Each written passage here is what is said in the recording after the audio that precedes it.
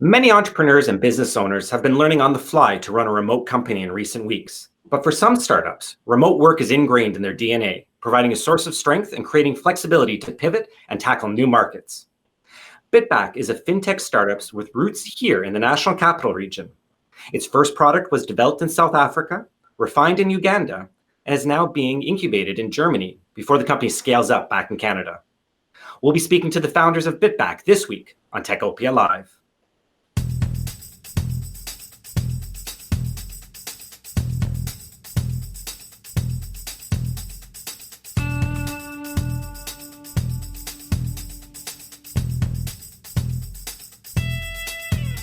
Welcome to Techopia Live. I'm Peter Cavesi from the Ottawa Business Journal.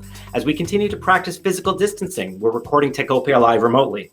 I'm joined today by two entrepreneurs who are no strangers to remote work. Brianna McNeil and Patrick Gay are the founders of Bitback. The app has a wait list of more than 2,900 users in Uganda.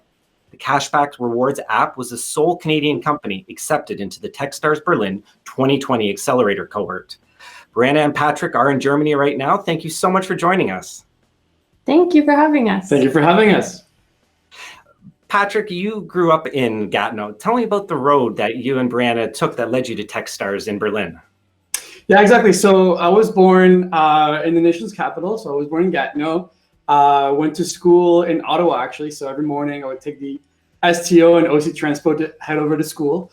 Essentially, what for us has been a 2-year road at this point. So we met back in Vancouver when I moved there for a job.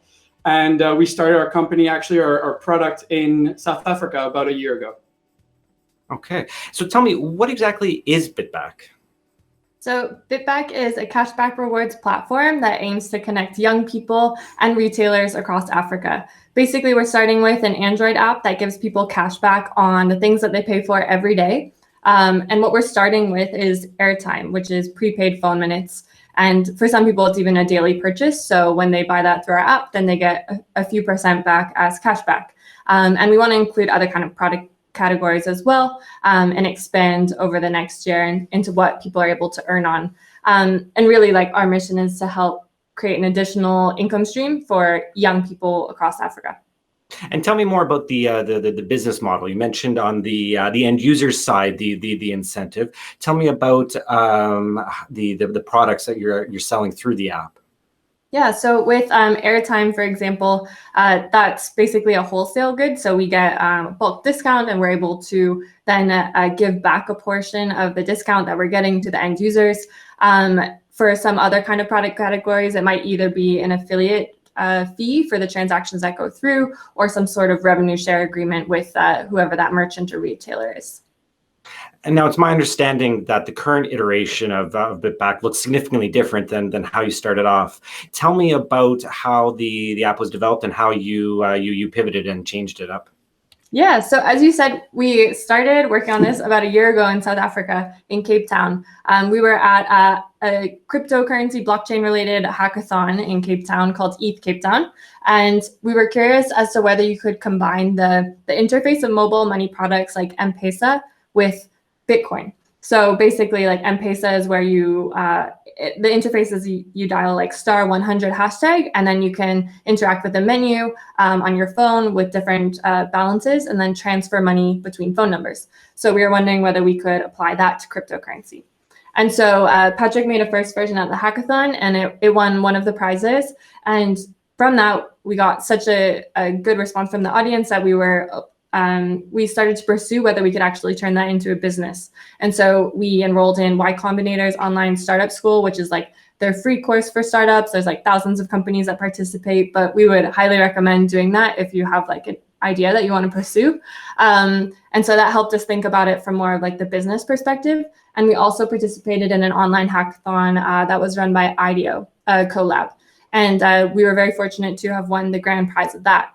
And so in that hackathon, we built an entire new version of the products. That was the second one. Then we were invited to go be in residence with the IDEO Collab team, where they helped us come up with a research plan to figure out what the main value proposition of the product was. And so we took that research plan, refined the product even further, and then went to Kampala in Uganda to test out the app with a number of young people, and also to do qualitative interviews, like group interviews and one-on-one interviews. And there is where we learned that the product in its current form wasn't exactly like what was important to people. One of the assumptions we had was that the fees for paying money between people was very high, and that there was a big issue with that, but that wasn't actually what we learned. What we did learn was that people are extremely entrepreneurial, have multiple different sources of income, and they also loved the feature of our app that allowed them to buy airtime. So basically we followed that route of how can we like give people an additional income stream. And what we learned was that there was a slight gap in cashback players on the continent versus some other continents around the world. And so we decided that that would be an interesting opportunity to pursue. And so now we've basically been following our users' feedback this whole time and have come to the conclusion that we should work on the cashback product.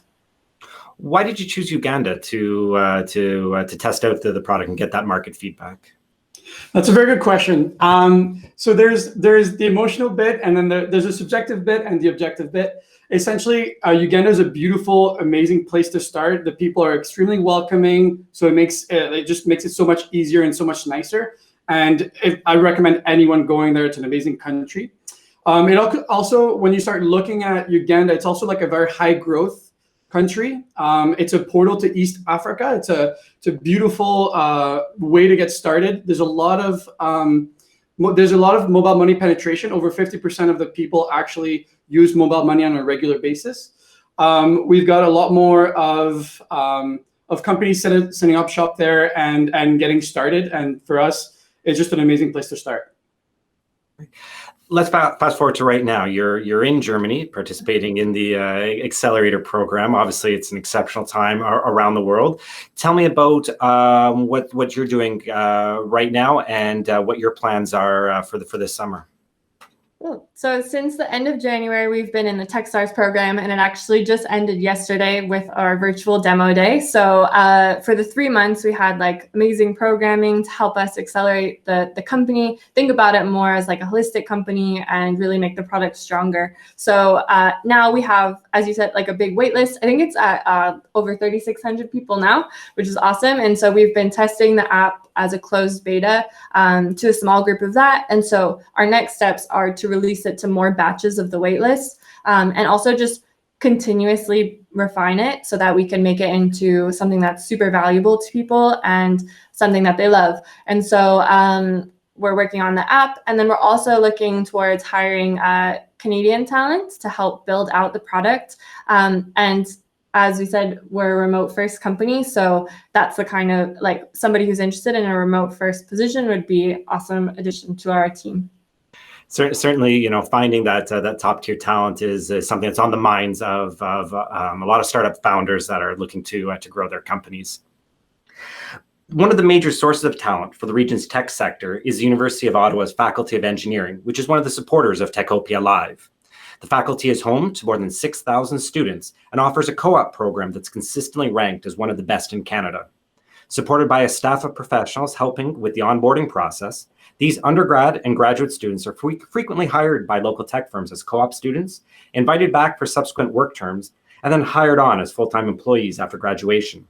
If your company is growing, you'd be remiss not to consider the talent that's emerging from the University of Ottawa's Faculty of Engineering. You can learn more at engineering.uottawa.ca. Brianna and Patrick, you mentioned, of course, that you're a remote first company. That's you're living an experience that a lot of company owners and entrepreneurs have found themselves thrust into. What are some of the strategies and methods that you found to be particularly helpful in operating that sort of business? That's a very good question. So we were very, very lucky last year to be able to do the remote first kind of life, and we got to understand how to make this work for ourselves. And that's one thing that we want to make sure that whoever comes into our company, comes in with us, is able to do the same thing. So there's a few things that we find are extremely important when you're doing remote first, and that's, of course, it goes without saying, it's constant communication. Just like you would be in an office, being able to chat with someone and being able to share stories and how it's going with life and work. It's important to have the same kind of ordeal when you're doing it remotely. So one thing that we do sometimes, well, we try to do once a week, is kind of after 5 o'clock, kind of a 5 to 7, where everyone just comes together and talks as people, not not talk about work, but more on life in general. One thing that's really important also is ensuring very good work-life balance.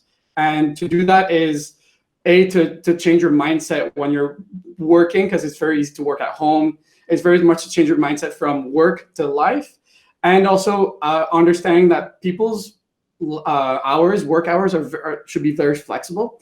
Some of my friends, they like to work from 8 to 2 in the morning, and that's when they're most productive. And that's something that should not be stopped. It's something that's the human's reaction. That's what how they work, and that's something that for us is very important to keep it very much async, and checking constantly. That's one of the things, like, again, that it's very easy to be secluded in isolation when you work remotely. So if you keep checking in and having this kind of bond, it makes it all worthwhile. That's definitely really good advice for a lot of entrepreneurs out there that are leading remote workforces. Patrick, Brianna, thank you so much for joining us. Enjoy the rest of your time in Germany, and we definitely are looking forward to having you back in Canada later this year. Thank you so much for having us. Thank you so much. Before I let our audience go, I want to take a moment to thank all of our sponsors, without whom this program would not be possible. We have Number Crunch, offering virtualized CFO services for SaaS companies. Pearlie Robertson, Hill & McDougall, a leader in business and tech law. TD Bank, with specialized programs for tech firms. The University of Ottawa's Faculty of Engineering, creating the next generation of technical talent. And Stratford Managers, providing services to help you scale your tech venture. Techopia is not just this great show. We're also posting articles online every day at obj.ca/Techopia. If you're watching us on YouTube, you should give us a like or leave us a comment, and make sure to subscribe. And we're also on social media at Techopia OTT.